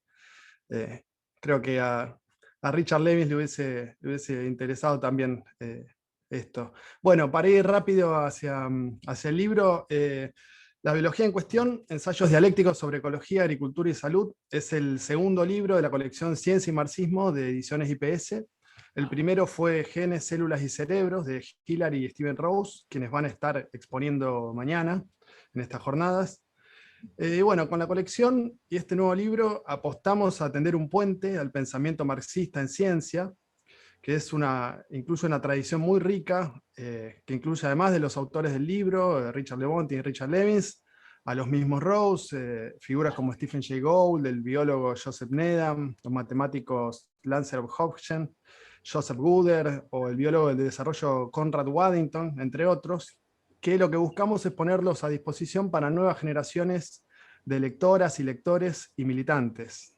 Buscamos aportar herramientas para pensar el lugar de la ciencia en el capitalismo, desde la crítica a la instrumentalización, al servicio de la producción de ganancias, o la generación de sentidos comunes reaccionarios, justificadores del statu quo, así como revalorizar a la dialéctica como una herramienta para la ciencia. En el interín, entre la publicación del primer libro en 2019 y la pandemia de coronavirus desnudó las contradicciones ecológicas, sanitarias, económicas y sociales del capitalismo a un nivel histórico, con un grado de mercantilización de la salud y de la investigación científica opuesto a las necesidades vitales mínimas de la humanidad. Y si con la colección decíamos que apuntábamos a recrear y actualizar el pensamiento marxista en ciencia, que es poco conocido hoy y menos aún en ámbitos universitarios, esta crisis no hace más que darle un carácter de necesidad urgente, creemos.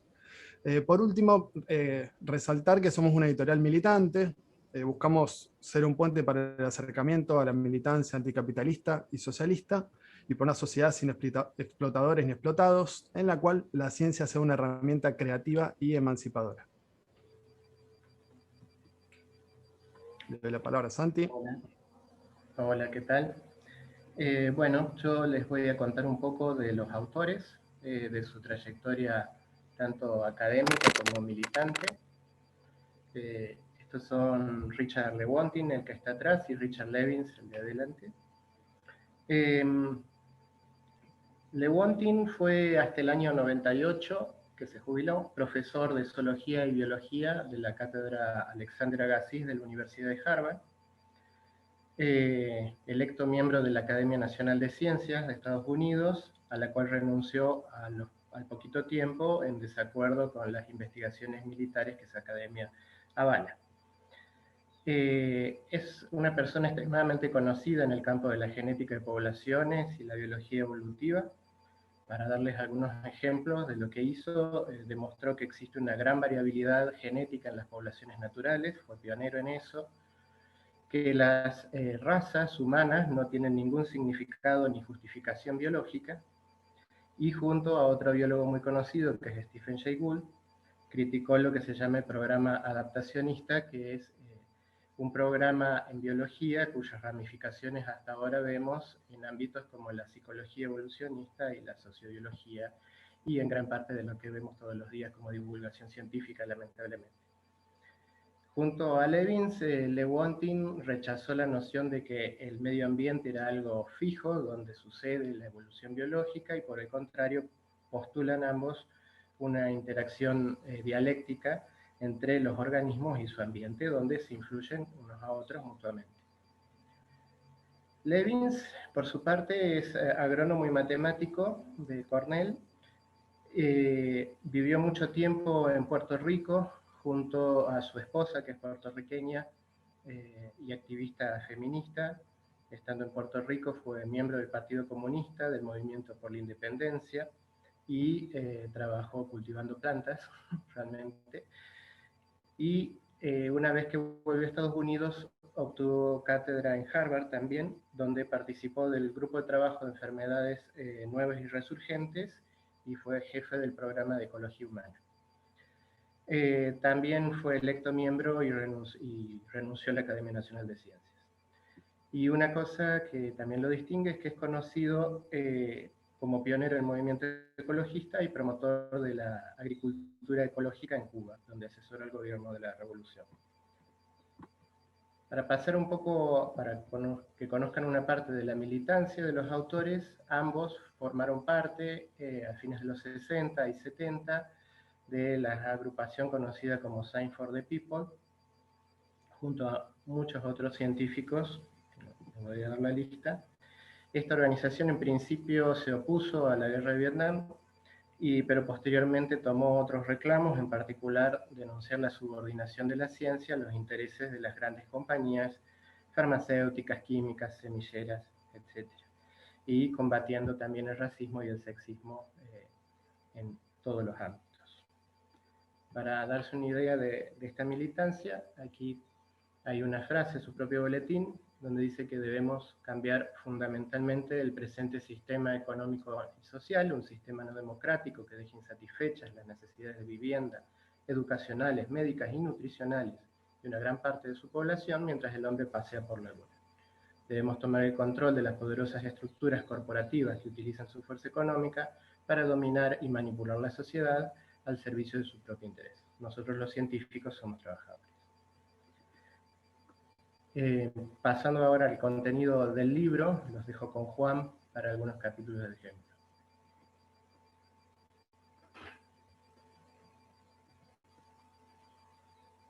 Bueno, el libro contiene una serie de ensayos, son 31 ensayos que abarcan diferentes áreas y disciplinas relacionadas a la biología.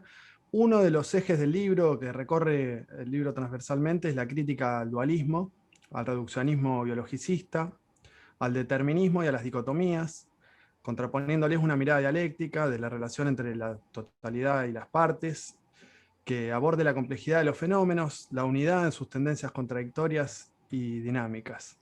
Este eje recorre diferentes disciplinas, yo voy a nombrar dos que me resultan interesantes, pero hay muchas otras más, después Santi va a contar otras. En psicología, que es mi área de formación, estos problemas, en particular el dualismo y el reduccionismo, son problemas de larga data, que hoy están presentes muy fuertemente en la corriente mainstream de las neurociencias, y el libro discute dos ejes claves en la misma. Por un lado, la metáfora de la mente como procesador de información, que es central en la psicología cognitiva, y por otro lado, la psicología evolucionista, que está presente en autores como, así como la otra cuestión, como el procesamiento de la información, esta psicología evolucionista también está presente en autores muy conocidos como Facundo Manes, Diego Golombek, ¿sí? Por ejemplo, que dice que la evolución parece haber tomado partido por el cerebro creyente en uno de sus libros, o Ricardo Cabrera, ¿sí? Que en un libro de Udeva dice cosas como que esos hombres que no celan, que no controlan, que no están alerta, no ponen límites y toleran la infidelidad, tendrán altas probabilidades de gastar energía en criar los genes de otros, que sí llevan la información para ser celosos. Por lógica pura, dice Cabrera, La conducta celosa debe ser constitutiva de la naturaleza humana. Bueno, así hay muchísimos otros ejemplos. Esto proviene de una corriente denominada psicología evolucionista. Entonces, hay 2 capítulos que abordan cada uno una de estas cuestiones. Uno se llama Estamos programados, aborda los límites de la metáfora de la mente como procesador de información, cuestionando ciertos presupuestos a partir de ciertas características del cerebro, como su autoactividad, o atacando el dualismo cartesiano, mostrando que el cuerpo tiene una unidad funcional donde es inseparable, inseparable el cerebro del resto del cuerpo, y separar mente y cerebro, mente-cuerpo, lleva a errores explicativos. Finalmente, lo que discuten la posición de los autores es que, como decía Norbert Wiener, la metáfora tiene un precio demasiado alto, es un ejemplo de reduccionismo y, como decía Wiener, nos condena a una vigilancia eterna. Es la clave de, hoy por hoy, lo que es en psicología, la psicología cognitiva. Digamos, el concepto de información está en el centro de la mayoría de las tendencias prevalecientes en psicología, que es un campo muy diverso. En el segundo ensayo es sobre psicología evolucionista y plantean que es una versión más matizada de la sociobiología, que reemplaza postulados ingenuos y endebles de la corriente que tiene a Edward Wilson como referente, con una teoría adaptacionista más general. Y lo que hacen los autores es criticar un postulado básico de 2 referentes de esta corriente, que son Cosmides y Tobey, que es la determinación entre selección natural, cerebro y conducta como un camino unilineal y determinista, señalando que ellos sostienen sin pruebas que los rasgos adaptativos son fruto de la selección natural, sin considerar el aprendizaje en entornos sociales, y de que se trata de una teoría sin contenido social alguna. Como conclusión, ahí pusimos una cita. Lo que señalan Lewis y Lewontin es que la evolución es una variante de la historia, y nada más fácil que ganar la respetabilidad de la ciencia natural confundiendo historia y evolución. Pero dado que la biología evolucionista paga el precio de su propia respetabilidad mediante el recurso al reduccionismo extremo, la teoría social evolucionista no es una teoría social en absoluto, ¿sí? Me parecía importante resaltar esta crítica, porque a veces queda un poco en el fondo, digamos, de discursos de las neurociencias, por ejemplo, este tipo de contenidos. Bueno, acá hay una buena reflexión al respecto. Después, el otro campo es el de la salud, ¿sí? Que es un área de interés para todos a partir de marzo del año pasado, con la pandemia. Salud pública y epidemiología son 2 ejes que recorren todo el libro. Hay 2 capítulos que son más sobresalientes. Hay uno que se titula El retorno de viejas enfermedades y la aparición de nuevas patologías, donde los autores discuten sobre la doctrina de la transición epidemiológica, que planteaba erróneamente que las enfermedades infecciosas estaban en camino de extinguirse, en tanto causas importantes de enfermedad y mortalidad, lo cual se vio desmentido por enfermedades como el cólera y otras más. Bueno, hoy a cualquier persona en todo el mundo, digamos, ya es un sentido común que esto está claramente desmentido, pero en el análisis lo que preguntan es ¿qué falló para llegar a una tesis semejante? Lo que dicen es que hay una serie de olvidos. Uno de los olvidos es que cada cambio de envergadura que se produce en determinada sociedad, población, en el uso de la tierra, en el clima, la nutrición o la migración, es también un evento de salud pública que viene de la mano con su propio patrón de enfermedades. Entonces, la deforestación, los proyectos hidroeléctricos gigantes, el monocultivo, etc., terminan siendo causa de nuevas enfermedades, ahí en la cita que pusimos. Otro olvido es el de la interrelación entre humanos, animales y plantas. Otro, el de la evolución o la ecología de las interacciones entre especies. Y también el del cambio evolutivo de patógenos a partir de intentos de eliminarlos, ¿sí? Cosa que estamos discutiendo todo el tiempo con un patógeno muy particular, en vivo y en directo, el SARS-CoV-2. A su vez, discuten que había una idea desarrollista también detrás de esta tesis. Efectivamente, el desarrollismo no trajo salud, sino que más bien atacó los sistemas de salud. Y finalmente, lo que se evidenció es que los procesos sociales de pobreza y opresión no son reductibles a la ciencia real de microbios y moléculas, sino que son dos instancias, dos niveles que tienen que ser analizados en su unidad. Ahora, ¿qué es lo que está detrás de esta estrechez de miras? Bueno, Levins y Lewontin plantean que, por un lado, el pragmatismo y su impaciencia hacia la teoría, en particular la evolución y la ecología, y después las falsas dicotomías y las antinomias, como por ejemplo biológico-social, físico-psicológico, determinismo y azar, herencia y ambiente, infeccioso y crónico, que tienen un origen, y ahí pusimos una cita, en los modos característicos de pensamiento que imperan en el capitalismo, mientras que el individualismo del sujeto económico es un modelo que conduce a abordar todos los fenómenos en forma aislada y autónoma. A esto se agrega una industria del conocimiento que transforma las ideas científicas en mercancías destinadas al mercado, precisamente las soluciones mágicas que la industria farmacéutica le vende a la gente. La historia a largo plazo, dicen Levins y Lewontin, de la experiencia capitalista fomenta aquellas ideas que son reforzadas por la estructura de las organizaciones y la economía de la industria del conocimiento y contribuyen a crear patrones especiales de ilustración e ignorancia que son característicos en los diferentes campos y que tornan inevitable el surgimiento de determinadas sorpresas relacionadas con ellos.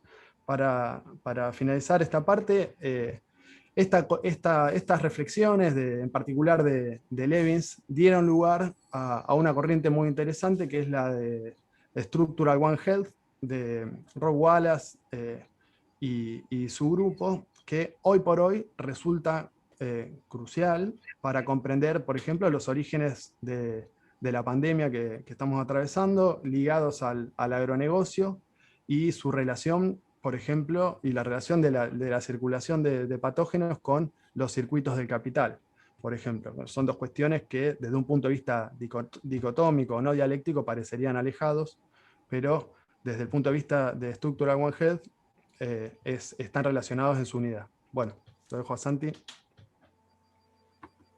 Bueno, voy a tratar de pasar la última parte rápido. Otro de los ejes que quería resaltar, justamente por las presentaciones que vinieron antes, es el análisis de que problematizar la agricultura moderna, el paquete biotecnológico y las alternativas de la agroecología. Entonces, bueno, esta imagen es solamente ilustrativa como para ponernos a pensar. Este es el avance de la frontera agropecuaria en Salta. Y este es el lugar donde va a pasar la frontera agropecuaria de Salta, que va a terminar en las cadenas de suministro de los supermercados en Europa, ¿no? Dicho por un periodista de The Guardian, que es corresponsal aquí en Argentina. En uno de los capítulos, Lewontin analiza los motivos por los cuales este paquete tecnológico, que es tanto auspiciado por grandes compañías como a la izquierda Syngenta, como por el mismo Estado, que a la derecha es el trigo HD4 de CONICET, cuáles son los motivos de la imposición de este paquete tecnológico adoptado a los transgénicos y por qué fue adoptado. El principal problema que señala es que la transformación capitalista que hubo en la agricultura es muy distinta a la que vimos en la industria, donde lo primero que fue invadido, por decirlo así, en la agricultura fue el procesamiento de productos, la fabricación y provisión de insumos, avanzando lentamente hacia una integración vertical de todo el sistema productivo en lo que conocemos como agronegocio. El problema fundamental que tiene el agronegocio es que una de sus etapas incluye el uso concreto de todos estos insumos para producir organismos vivos que a su vez pueden reproducirse. Entonces se impone una etapa en la cual es necesario el control de la naturaleza biológica de estos organismos para controlar todo el ciclo productivo. Y por eso Lewontin llega a la conclusión de que la biotecnología tiene como objetivo central, en su uso comercial, extender el control del capital sobre la producción agrícola. En primer lugar, perpetuando la dependencia ya que los organismos son dependientes, los organismos modificados son dependientes de estos insumos, y en segundo lugar, mediante todo un mecanismo legal, tanto estatal como internacional, que protege los derechos de propiedad sobre los organismos vivos. En otro de los capítulos, y ya termino, perdón que nos extendimos, que el autor es Levins, responde a todos aquellos que piensan que el agronegocio es el destino final de la agricultura, y que cualquier opción es, si no, es una vuelta al medioevo, ¿no? Este capítulo se llama 7 mitos desarrollistas reinantes en agricultura. En primer lugar, dice que ese argumento refleja una noción errónea del desarrollo, y ellos consideran de que la agricultura efectivamente pasa en una parte de un uso intensivo de mano de obra, a un uso intensivo de capital, y termina en el uso intensivo del conocimiento, pero aquí tenemos una diferencia con qué se refieren con conocimiento. Levins responde que este conocimiento incorpora la participación amplia de las masas en la innovación, cosa que es totalmente factible en la agricultura, donde la experiencia de un lugar puede ser complementada con el conocimiento adquirido en otro, y dicho sea de paso, nos libra del culto a los especialistas y el conocimiento experto que parece imperar por todos lados. De esa manera, proponen, esta es una etapa de un libro de Lewis, propone una secuencia que en cierto sentido parte desde la heterogeneidad aleatoria que reina en los minifundios campesinos, pasando por la homogeneidad que nos ha impuesto el agronegocio capitalista, hasta arribar a lo que llama una heterogeneidad planificada de una agricultura ecológicamente racional, donde las unidades de planificaciones son grandes porque involucran todo un paisaje, mientras que las de producción no necesariamente necesitan ser tan grandes.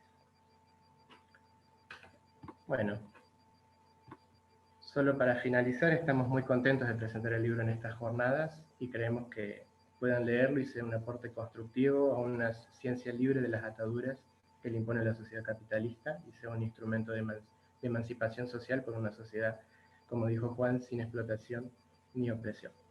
O lo que dicen los autores, una ciencia por el poder. Bueno, Juan, Santiago, muchísimas gracias por sus aportes, súper interesantes. Les queríamos agradecer junto con Fede también a todos y todas las personas que presentaron en esta tarde, también excelentes los aportes. Y si les parece, ahora les invitamos a abrir sus micrófonos, si alguno tiene alguna pregunta, algún comentario. Damos inicio a la parte del debate.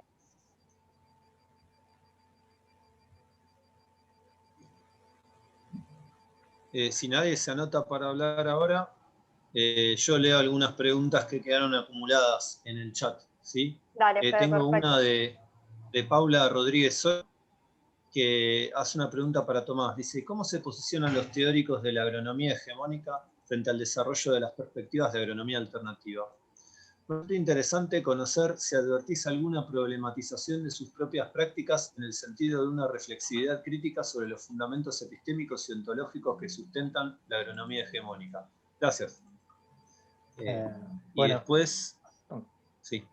No, está, sí, ahora eres la otra y... leo otra de Mariana Córdoba que dice, pregunta para Paula. ¿Partís en la investigación de una determinada concepción de la salud? Y en la misma línea, ¿partís de alguna precomprensión de cuál es la relación existente entre alimentación y salud? ¿O lo que interesa a tu investigación es la concepción que tienen los autores involucrados? Bueno, si quieren pueden ir respondiendo y después, bueno, si les tienen más preguntas, vuélquenlas por favor en el chat y las vamos compilando.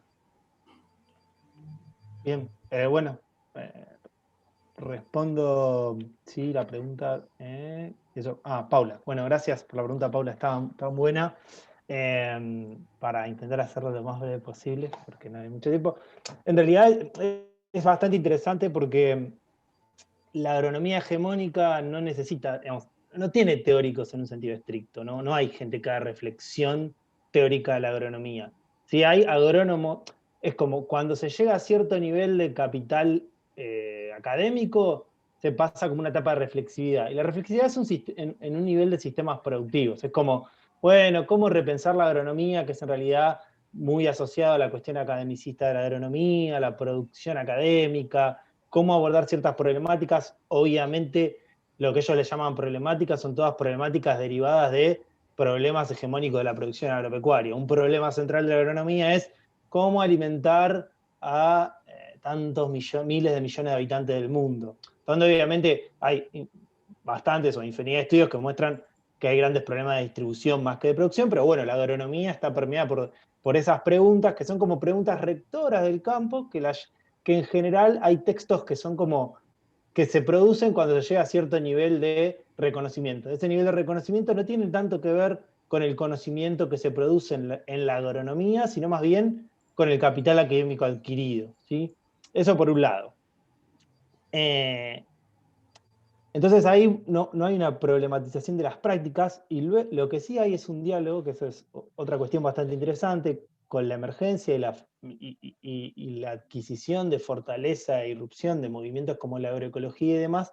Ellos ponen un diálogo siempre poniendo en tela de juicio que lo que ellos proponen, la agroecología, ni siquiera estamos llegando a la parte de pensar alternativamente en forma epistemológica, no es como que está bueno, pero no va a suplir los grandes problemas de la agronomía. Que este es otro problema, porque en realidad lo que pasa con las grandes empresas y grandes actores, que un poco los compañeros lo acaban de retar, es que eso es una hipótesis. Cuando la agroecología sea hegemónicamente funcional, va a ser cooptada por las grandes empresas y ellos van a ponerle otro nombre, le van a decir la agroecología de Monsanto y va a tener ese funcionamiento. Ahora, sí, los que hacen o piensan epistémicamente la agronomía son agrónomos que hicieron un recorrido, pero se vuelcan, no sé cómo explicarlo, directamente van a esa reflexión. No hay teóricos de la agronomía, como puede haber en otras ramas teóricos de la disciplina, sino más bien es como un estadio, ¿sí? Entonces, la reflexividad crítica es más es difícil de explicar, salvo como lo crítico más una visión, bueno, como tenemos que ser más sustentables, pero siempre en términos de las prácticas más hegemónicas. Y su diálogo con lo alternativo es muy siempre partiendo de una cuestión de lo que haces está bueno, pero o es recreativo, no es útil, o no va a responder nunca a las demandas de un mundo en crecimiento. Entonces, ahí está una de las problemáticas. Cuando uno quiere reflexionar epistémicamente sobre la agronomía, tiene que salirse y por eso lleva su recorrido. Pero bueno, no sé si se entiende, si no, me mandás un mail y bueno, hablábamos todo porque estaba buenísima la pregunta. Gracias.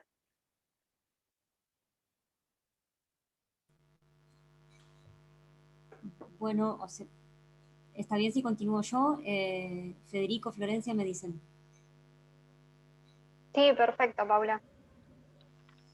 Bueno, muchas gracias por las preguntas y también a Tomás por la respuesta, digamos. No, daría muchísimo para seguir conversando sobre esto. Realmente me parece interesante, porque me parece que allí, y digamos, permítanme que hago este paréntesis antes de responder lo que me extendieron hacia mi trabajo, pero me parece que este eje atraviesa mucho de las exposiciones de los compañeros.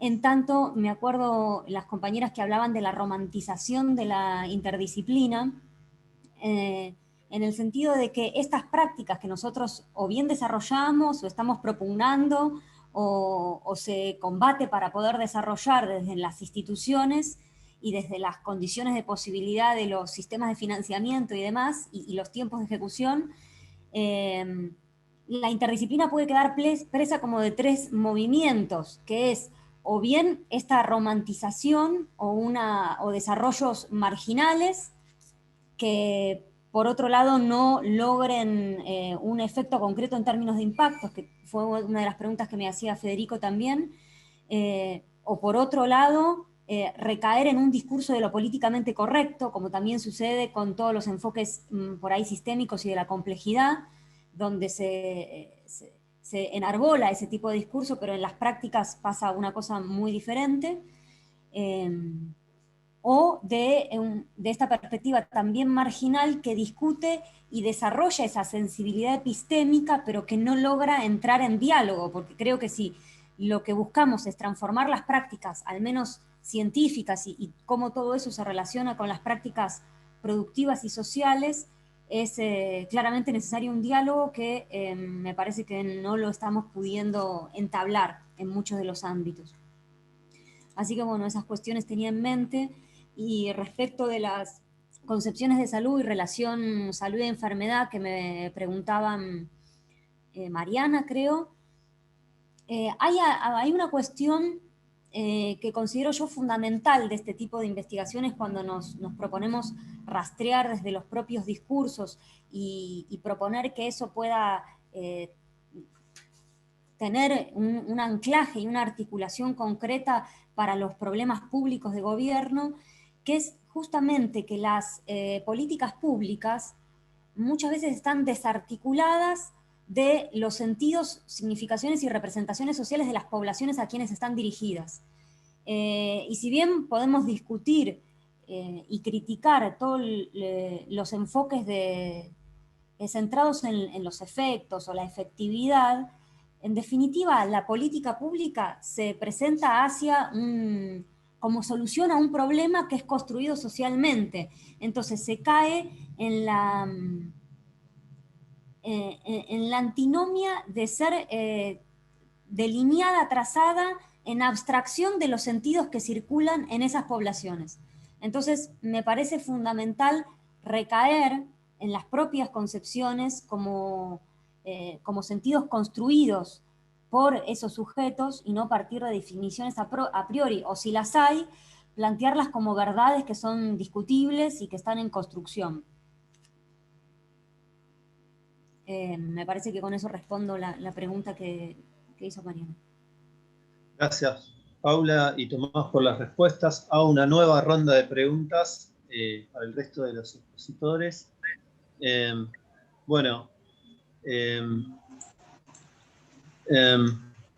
Para Nicolás y para Santiago y Juan, perdón. La publicación de la biología en cuestión fue un éxito, ¿no? Claramente, y una necesidad en el contexto histórico actual. Y entonces la pregunta sería si como editores del IPS están trabajando en la edición de algún nuevo libro. Leo un par de preguntas más. Para Agustina y el resto del equipo, ¿no? ¿Podrían expandir un poco sobre el problema que plantearon de posible retorno a lo predisciplinario? ¿Cómo sería un ejemplo de eso, ¿no? Y después, para Marisa, si por ahí quieren expandir un poco más en cuánto planean expandir este proyecto, ¿no? De Aquaponia y si efectivamente lo están usando en algún sentido para el desarrollo de la comunidad local, cuáles son las perspectivas a futuro, ¿no? de ese trabajo que están haciendo. Así que bueno, les dejo, si quieren responder preguntas, les cedo la palabra, en el orden que quieran, ¿no? Bueno, como me nombraste primero, arranco. Sí, acabamos de sacar no nos presionen así, pero pronto estamos pensando continuar en la línea de ecología principalmente,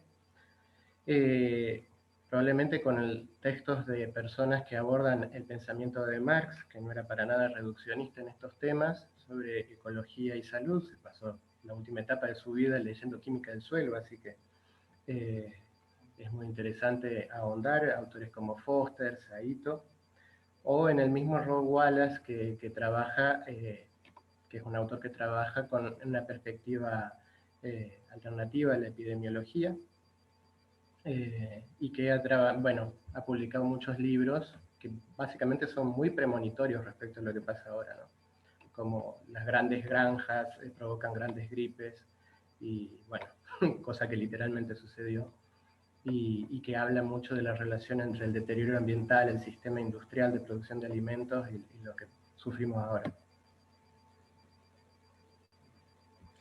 Yo, para agregar, también estamos trabajando, por ejemplo, en la recuperación de la obra de Lev Vygotsky, que para quienes no conocen, digamos, es un marxista soviético de los años 20 que desarrolla todo un programa para la psicología que recién hoy se está, digamos, rescatando y revalorizando desde una perspectiva marxista, engelsiana y hasta leninista.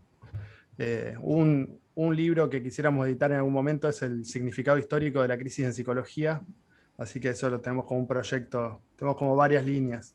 Después, por la pregunta que hacían recién ahí, Rob Wallace hace una crítica a la corriente de One Health, que, digamos, que básicamente plantea que hay una relación, digamos, por lo que decía Levins, recordaron que hay una relación entre humanos, animales y plantas respecto a la generación de enfermedades, pero lo que dice Rob Wallace es que esa perspectiva en sí misma es insuficiente porque es necesario hacerlo desde una perspectiva anticapitalista y teniendo en cuenta cómo la circulación de mercancías transforma el medio ambiente, transforma las condiciones de salud y genera las condiciones propicias para circulación de patógenos. Más o menos lo que estamos viendo en Argentina, donde en plena pandemia quieren instalar megagranjas porcinas. Bueno, nosotros entrevistamos a Rob Wallace, si a alguien le interesa, y otro libro que tiene se llama Dead Epidemiologist, tiene varios, digamos, con una corriente súper interesante que tiene una perspectiva,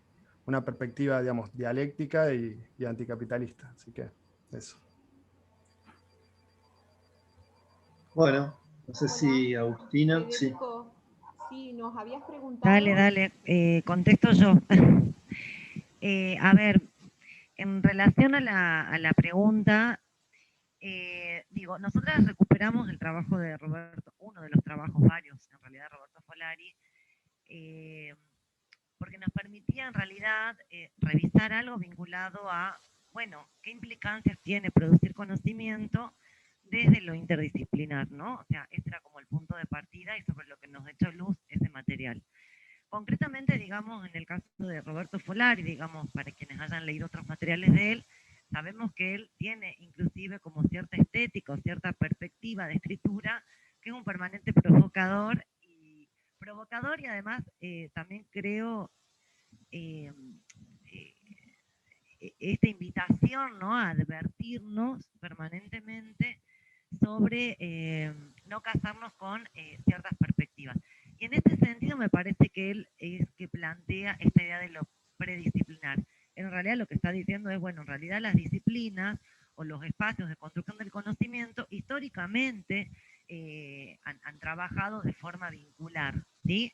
Ahora, a partir de, y no vamos a hacer tampoco una historia en este ratito, pero digo, a partir de la formación de los espacios disciplinares, que claramente están atravesados por dinámicas de poder, en esas formaciones disciplinares lo que él está diciendo es, bueno, hoy por hoy, si hay que pensar lo interdisciplinar, paréntesis, que para él es lo transdisciplinar, a lo que nosotros llamamos interdisciplinar, lo que él está diciendo es, bueno, hay que estimular este trabajo de acercamiento de las disciplinas, porque justamente en el marco de una lógica fragmentaria, esas disciplinas han ido actuando de forma cada vez más divorciada. Entonces, hay que alentar ese acercamiento, pero ojo, dice él, de que ese acercamiento en realidad tampoco nos termine conduciendo a una instancia predisciplinar, ¿no?, pero tampoco a creernos que hemos logrado una superación de las fronteras disciplinares, porque en realidad él dice, trabajemos desde lo interdisciplinar,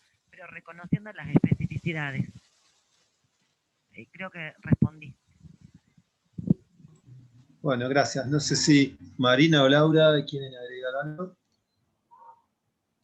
Y no sé si Marisa quería Hola, sí. ampliar un poco sobre el proyecto. Sí. Bueno, en nuestro proyecto, si bien está orientado para la escuela secundaria, para una escuela secundaria, ya se está llevando a cabo en la acción dependiente de la Universidad del Comahue, y quienes lo llevan adelante son estudiantes, y a los estudiantes les viene bárbaro, y les explico por qué. Porque se organizó desde una de las cátedras armar el sistema, y en primer lugar que ellos se ocupen y que ellos se beneficien del propio sistema. Entonces los chicos no solo tienen comida, que a nivel universitario a veces falta, sobre todo que acá hay muchos chicos de otras provincias, acá digo en San Antonio Este, y bueno, entonces, ¿qué pasa? Los chicos tienen comida por un lado, cuando la trucha adquiere el tamaño apropiado la comercializan,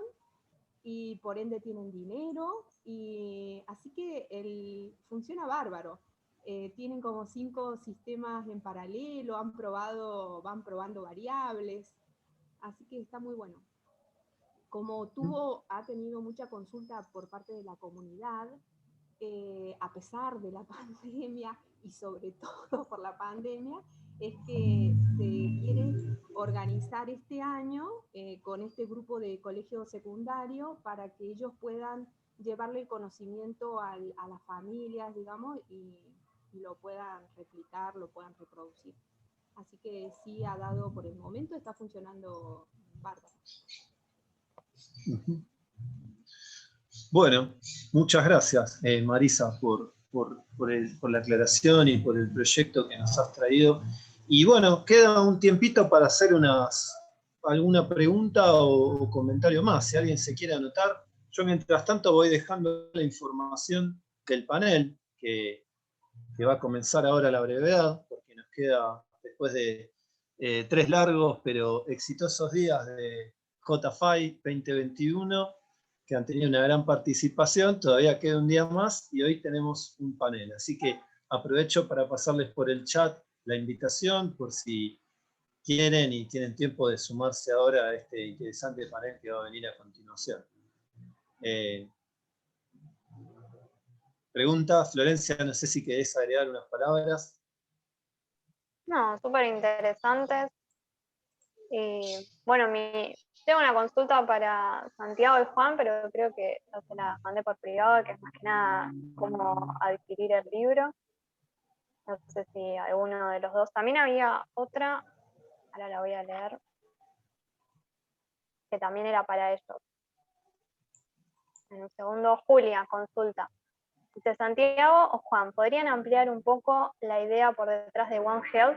Si alguno de los dos quiere comentar algo.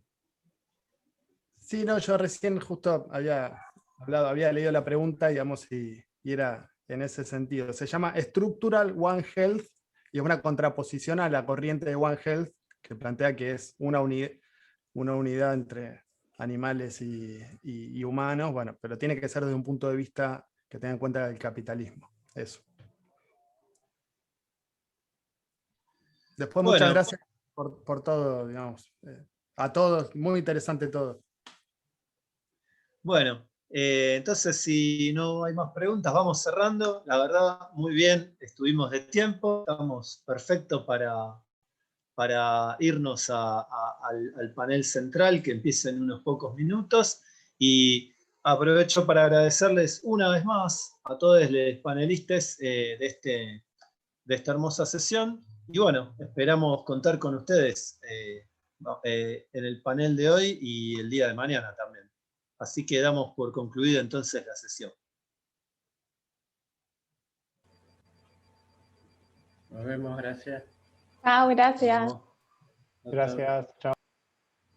Muchas gracias a todos. Hasta luego.